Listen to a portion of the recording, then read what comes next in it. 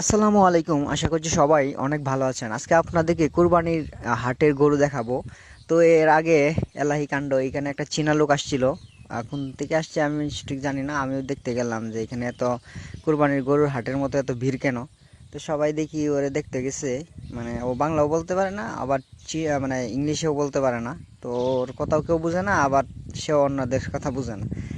তো এখানে অনেকেই গরু বাড়িতে নিয়ে যেতেছে, এই দৃশ্যটা খুব ভালো লাগে, দৌড়াদৌড়ি, গরুর দৌড়াদৌড়িটা। কিন্তু আমি যে মুহূর্তে ভিডিও করছি ওই মুহূর্তে গরু তেমন একটা দৌড়াদৌড়ি করে না। তারপরেও ওই মুহূর্তগুলাই আপনাদেরকে দেখাইলাম, কারণ গরুর দৌড় দিয়া যাওয়ার মুহূর্তটা অনেক সুন্দর, এবং যারা মানে দূর থেকে দেখে তাদের কাছে অনেক আনন্দ লাগে। আমি বেলা 12টার দিকে বাজারে গেছিলাম একটা অন্য কাজে।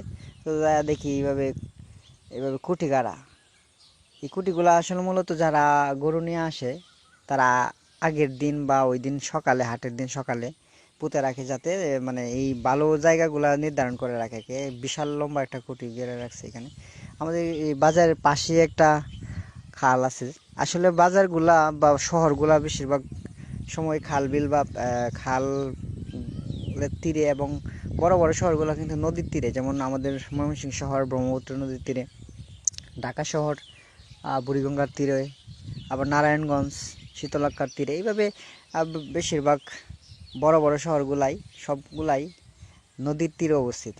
তো আমি মূলত এই যে 3টার দিকে ভিডিওটা করছি, তো এই কারণে দেখা যায় যে গরু আর মানুষজন খুব কম, কারণ ক্রেতারা আসছে 3টার দিকে, বিক্রেতারা একটু দেরিতেই আসে।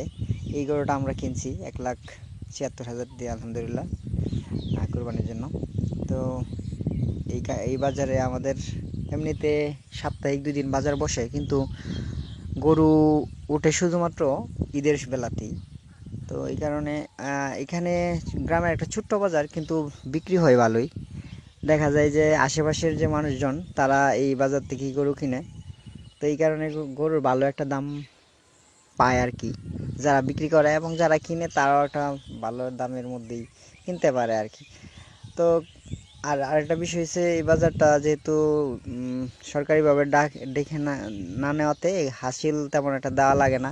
কেউ এক গরু কিনে 100 টাকা দেয়, কেউ 200 টাকা দেয়। তো এই জন্য এই বাজারে একটু বেশি বেচা কেনা হয় আর কি। এই গরুটা দেখেন কেমন, এটাও একটা সুন্দর গরু ছিল। এই গরুটা অনেক ক্লান্ত হয়ে শুয়ে রয়েছিল, তারও একটু ভিডিও করলাম। আমার এই ছোট্ট গরুটা পছন্দ হয়েছিল দেখতে, মাশাল্লাহ। তারপরে পাশে একটা ব্রিজ আছে, একসময় ব্রিজেও গরু উঠতো অনেক বেশি, গরু ওঠার ফলে। এইবার ব্রিজে তারপরেও দেখলাম যে 2-3টা গরু ব্রিজের উপরে আছে, যে এই গরুটা আর ওইদিকে আর একটা গরু, মানে